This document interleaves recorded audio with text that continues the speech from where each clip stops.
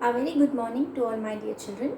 So in the previous video, I had given you one question wherein we were talking about actually Newton's third law, which says that action and reaction are equal and opposite. And I had asked you one question that if suppose you are out in this space and all of a sudden because of any of the reason you just move out of your spaceship and the cord which is attached to you and the spaceship is all broken, then how you're going to get inside? Okay, so I hope you have understood the concept of action and reaction, and based on that also only if there is any object with you, and it's going to happen, it's there are so many objects attached in an astronaut suit, in a space suit. So if any of the object you'll take out of your space suit and you throw it in the opposite direction, you're going to get a reaction force in the opposite one, and the same way you can move into your, so you have to continue throwing the things. If you are throwing the thing in this direction, you'll move in the opposite direction, and this way you can move again back into your spaceship. Fine. So now let's move ahead with the next topic that we are going to talk about today is momentum. Now this concept of momentum we already had discussed before we started discussing Newton's second law, and this concept of momentum and Newton's second law is actually giving us one more concept of conservation of linear momentum. Fine. So this conservation of linear momentum that we are talking about, it's actually a law, and we call it law of conservation of linear momentum. Now we have to talk about one more thing over here before we move ahead towards the law, what exactly it is. So let's see what we are talking about today.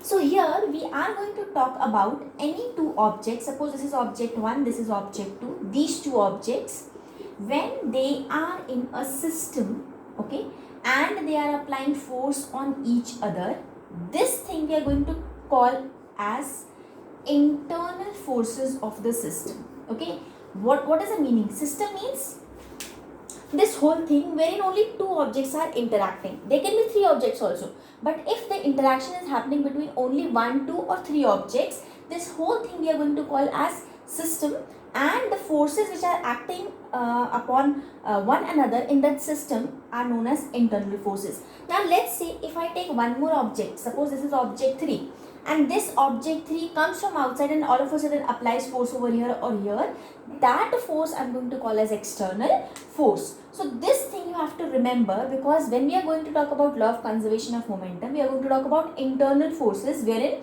no external force is applied. One object is applying force on the second and second is applying on the first one. So let's see how to solve this law of conservation of linear momentum. Okay.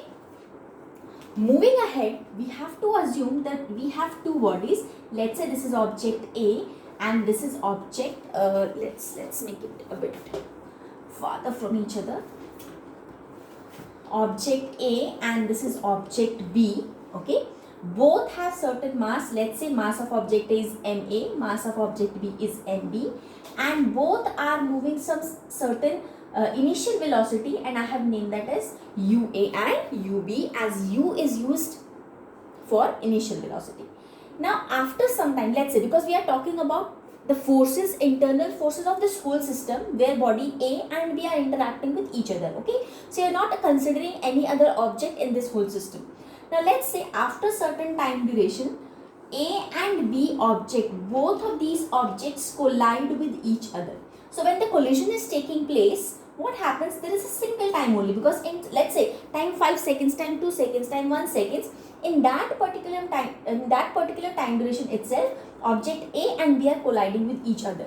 Now here, if you see in the first diagram, what I have shown you, that both the objects are moving in the same direction. Now the question here is, how come they can collide with each other?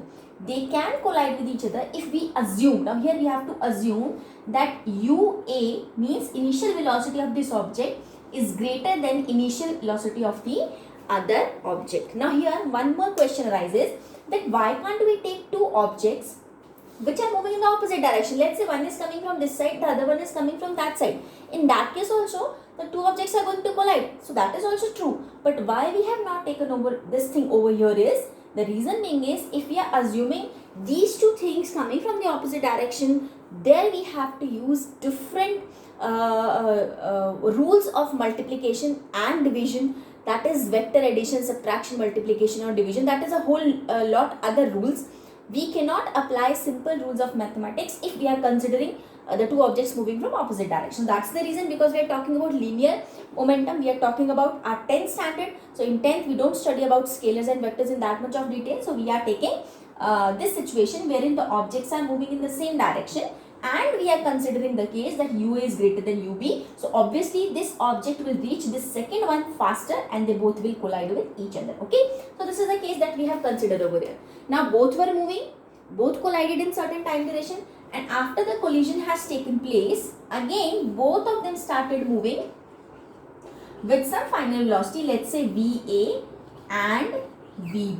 Now I hope the situation is clear to you. What we have assumed, two objects collided in certain time duration, attained some final velocity. Now how we are going to attain this concept of conservation of linear momentum from this situation?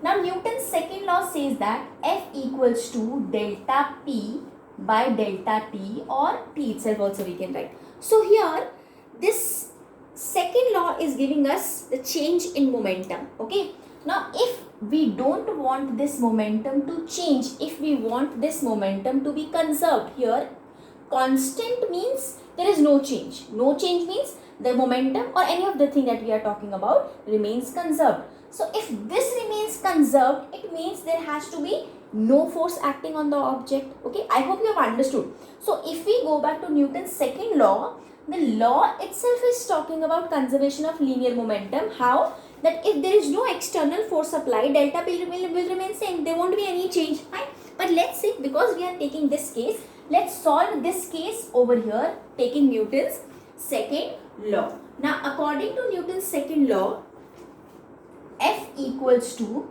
delta P by delta T. Now this thing we have to take for object A and B. Now let's see what happens.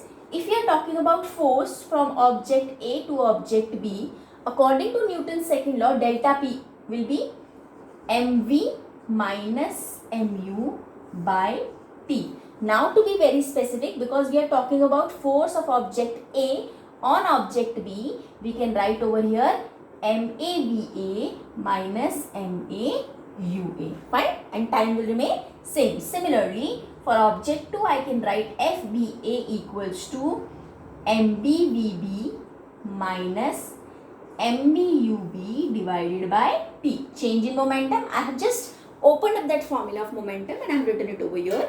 So these are the two things, two forces that we have got. Now because here, if you remember, I had told you that Newton's third law talk about two bodies in interaction with each other. Okay, so because one force is applying force on another, one object is applying force on another, the other one is applying force on the first one. So here we can apply Newton's third law as well, and Newton's third law says that action and reaction are equal. So we can write it like this, equal but opposite, so we need to have a negative sign over here. Now again I am going to take these values over here, we are going to substitute the value. So you are going to get MAVA minus MAUA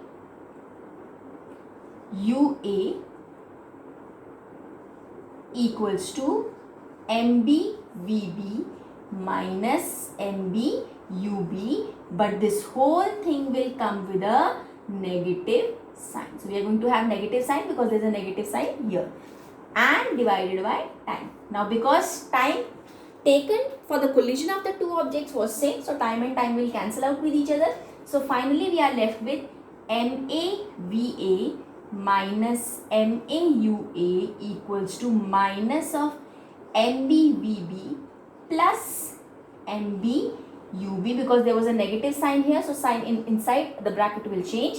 Now again taking the values of final velocity, final momentum on the one side, initial momentums on the other side. So we can have MAVA, V की value from here we will take on the other side because this is negative, this side will become positive.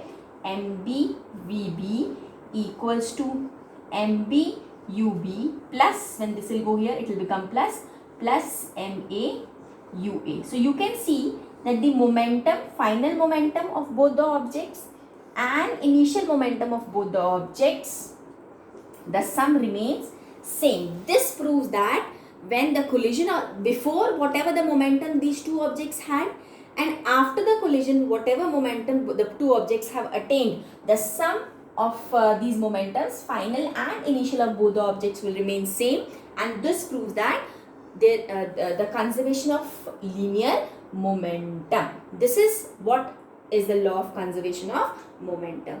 Total momentum after collision remains total momentum before the collision, taking this one situation over here. Thank you.